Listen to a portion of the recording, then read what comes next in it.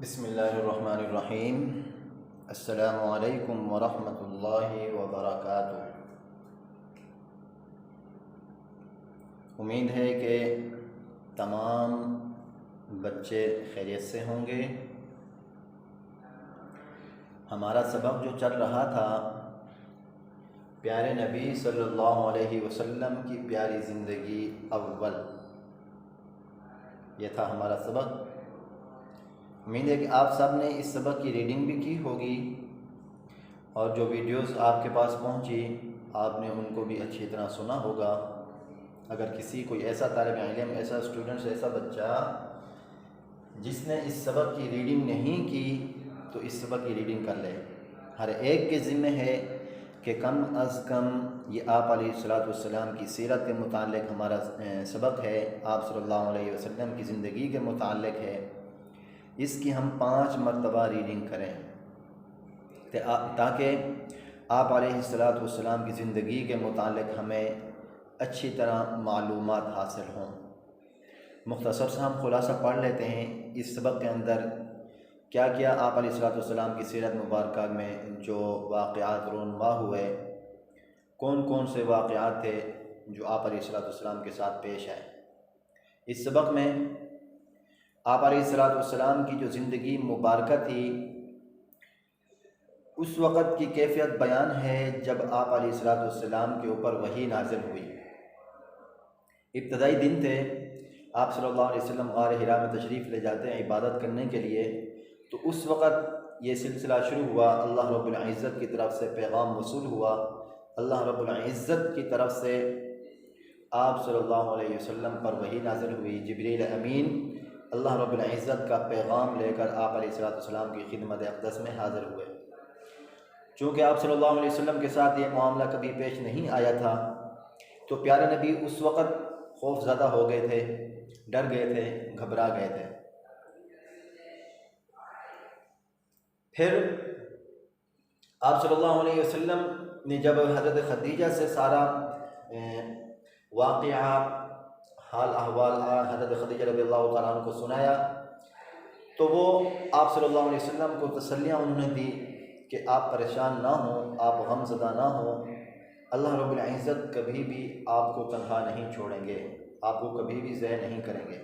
آپ کی ساری خوبیاں بیان کی، اپنے چچا زاد بھائی کے پاس لے کے گئی حضرت خدیجہ رضی اللہ تعالیٰ عنہ جن کا نام ورقہ بن نوفل تھا۔ اس نے جب آپ صلی اللہ علیہ وسلم کے ساتھ پیش آنے والے واقعے کو سنا تو کہا کہ یہ وہی ناموس اکبر ہے جو موسیٰ علیہ السلام کے پاس اللہ رب العزت کا پیغام لے کر آتے تھے۔ پھر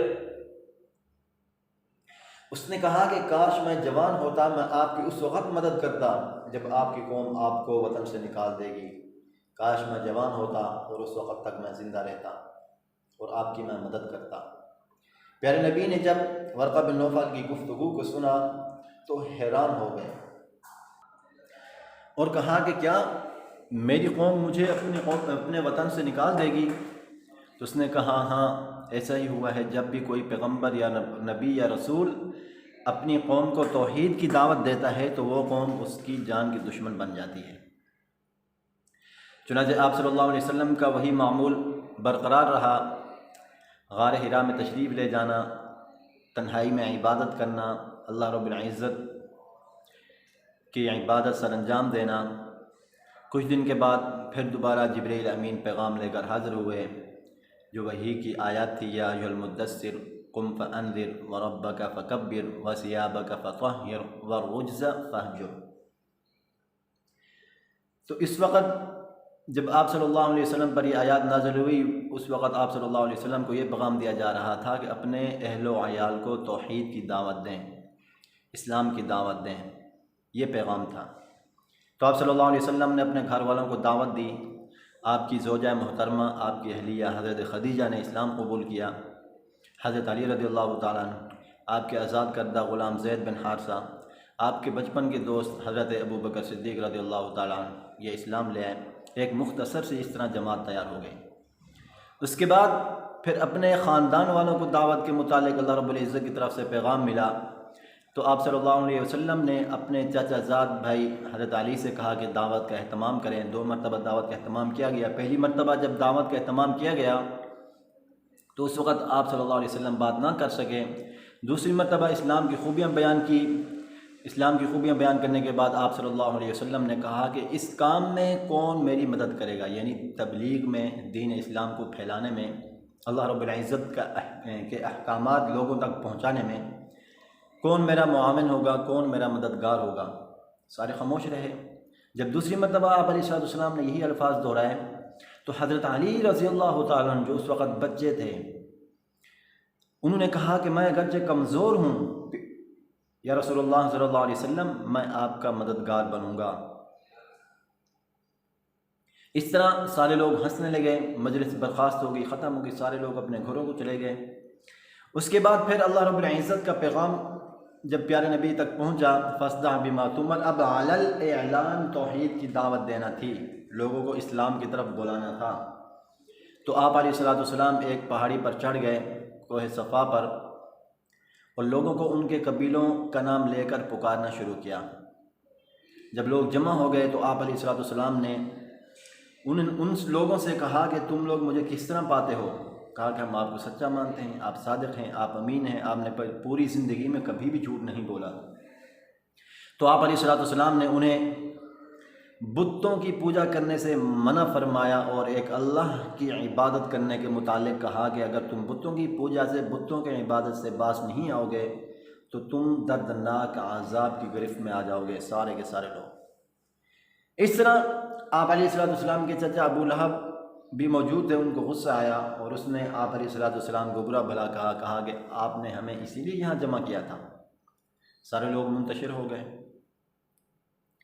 آپ علیہ السلام اور آپ کے صحابہ کرام جو کمزور تھے، جن میں بچے بھی تھے، بوڑھے بھی تھے، غلام بھی تھے، خواتین بھی تھی، ایک مختصر جو جماعت تھی، کفار مکہ نے ظلم و ستم کے پہاڑ توڑ دیے، طرح طرح کی اذیتیں دینا شروع کی، طرح طرح کی تکالیف دی، لیکن کوئی بھی آپ علیہ السلام کے لائے ہوئے دین سے منتشر نہیں ہوا۔ کسی نے بھی اسلام کی دعوت کو چھوڑ کر اپنے واپس مذہب پر کوئی ایک شخص بھی نہیں پلٹا۔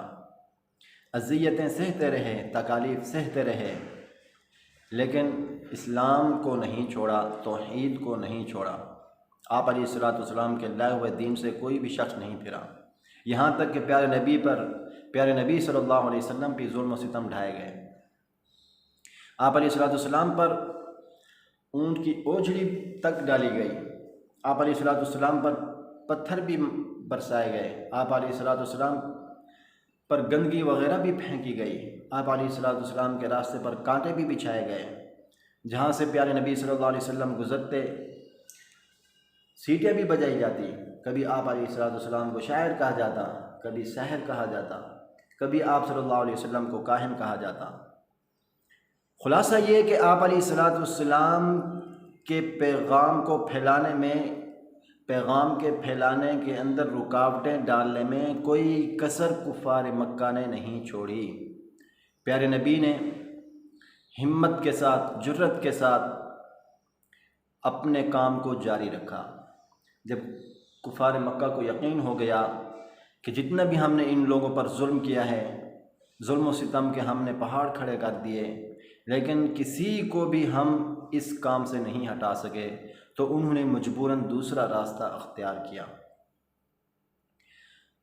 قریش مکہ نے آپ علیہ السلام کے پاس ایک وفد بھیجا جس میں مختلف پیشکشیں کی گئی۔ 3 پیشکشیں تھیں کہ تمہیں مال دولت کی خواہش ہے تو ہم تمہارے لیے جمع کر دیتے ہیں، تم سب سے زیادہ مالدار ہو جاؤ گے۔ دوسری تھی کہ تمہیں حکومت اور سرداری کی خواہش ہے تو یہ بھی ہم تمہیں دیتے ہیں، اگر تم شادی کرنا چاہتے ہو تو اعلیٰ گھرانے کی حسین ترین لڑکی سے تمہاری شادی کرا دیتے ہیں۔ آپ صلی اللہ علیہ وسلم نے ان سب کو ٹھکرا دیا۔ اس کے بعد آپ صلی اللہ علیہ وسلم کے چچا کے پاس انہوں نے ایک وفد بھیجا، ابو طالب کے پاس۔ ان کو جا کر اس وفد نے ڈرایا، دھمکایا اور کہا کہ اس کا انجام بہت برا ہوگا، اپنے بھتیجوں کو روکو، اپنے اس کام سے باز آ جائے۔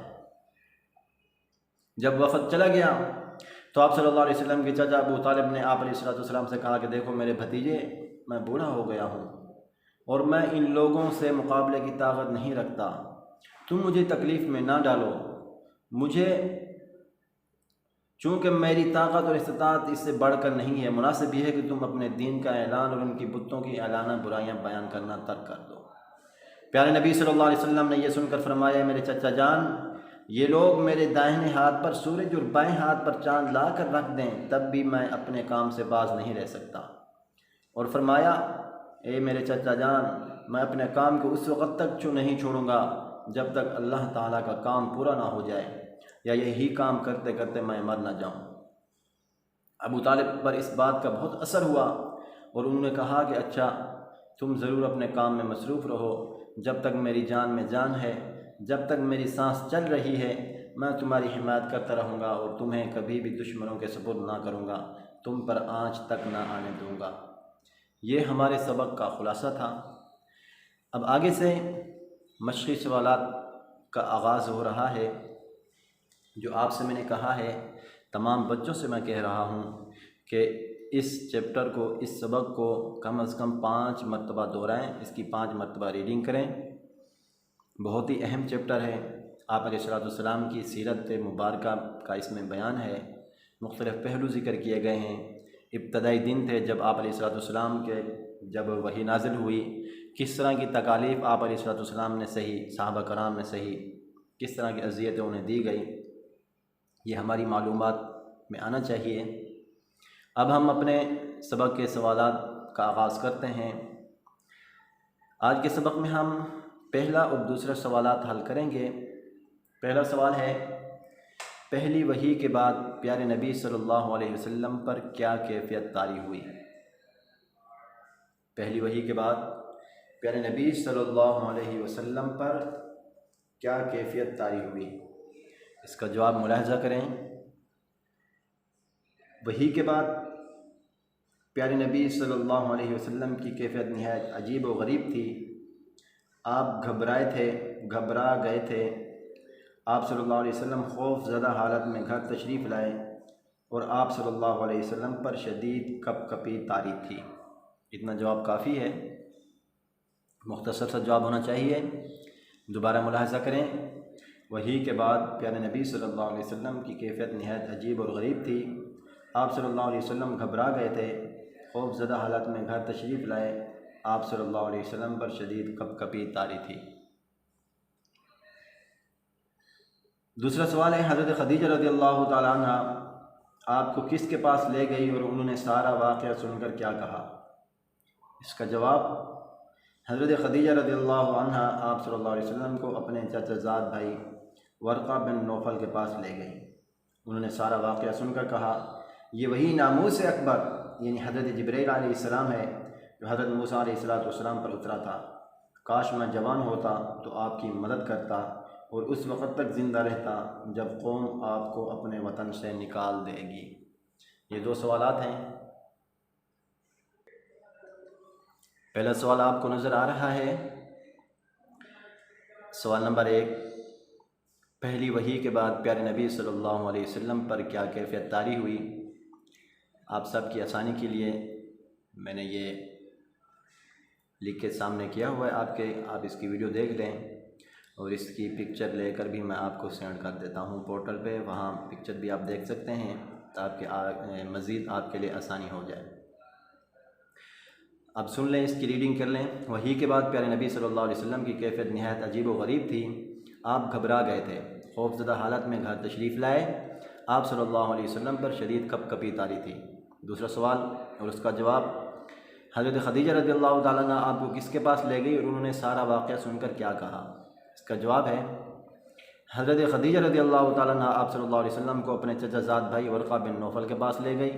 انہوں نے سارا واقعہ سن کر کہا، یہ وہی ناموس اکبر یعنی حضرت جبرائیل علیہ السلام ہے جو حضرت موسیٰ علیہ السلام پر اترا تھا۔ کاش میں جوان ہوتا تو آپ کی مدد کرتا اور اس وقت زندہ رہتا جب قوم آپ کو اپنے وطن سے نکال دی، اور اس وقت تک زندہ رہتا جب قوم آپ کو اپنے وطن سے نکال دے گی۔ یہ 2 سوالات اور ان کے جوابات ہیں۔ انشاءاللہ تعالی اگلے سبق میں ہم مزید سوالات اور ان کے جوابات حل کریں گے۔ السلام علیکم ورحمۃ اللہ وبرکاتہ۔